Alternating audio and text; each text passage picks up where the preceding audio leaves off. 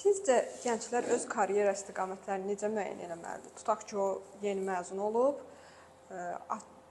istədiyi ixtisasdan məzun olmayıb. O hər hansı maraqlarına əsasən axtarış eləməlidir, yoxsa bir elan saytını açıb orada özünə uyğun əmək haqqılara baxır, bacarıqlarına baxır və bazarın tələbi nədirsə, o istiqamətdən getməlidir ilk öncə?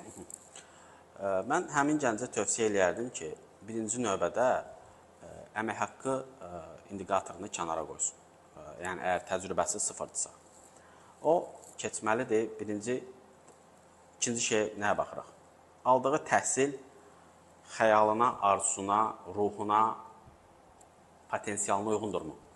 Bu, çox sərt, çox düşündürücü bir sualdır. Məncə, hər bir gənc bir otursun 2 gün, 3 gün vakum şəraitində kağız qoysun qabağına, otursun fikirləşsin. O nə istəyir, təhsil ona nə verib, bazar ona nə verib. Bunun bir sütun üzərindən bir apası. Biz bunu gənclərlə görüşlərimizdə, konsultasiyalarımızda çox edirik.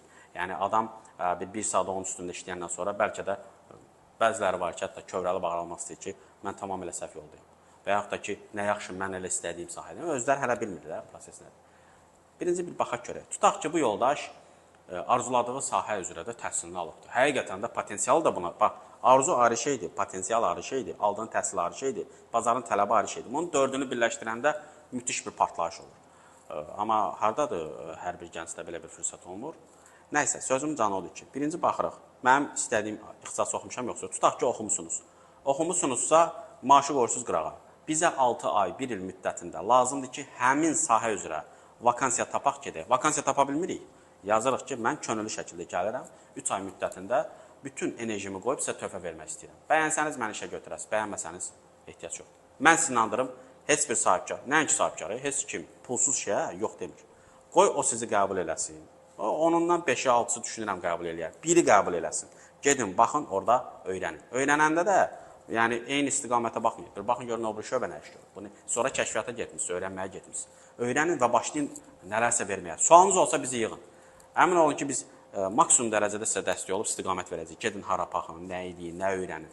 Bir müddətdən sonra sahibkar baxacaq ki, bu yoldaş burada ciddi şəkildə fayda verir. Həmin dəqiqə sizə iş təklif eləməyəcək, mən sizi inandırım, o sizdən istifadə eləyəcək. Mümkün qədər, pulsuz alətdir də düşməlidir. 3 ay tamam oldu, deyin ki, müəllim, mən sizə təşəkkür edirəm, siz mənə bu qədər dəstək oldunuz. İcazə verin, mən artıq karyeram başqa yerdə istiqamətləndirim. 90% effektiv olmuşsa sizə təklif gələcək. Gözləntinizin üzərində, məsələn, sizə 400 təklif eləyir, vermişsinizsə fayda, deyin ki, xeyr, mənim 700 manatlıq bir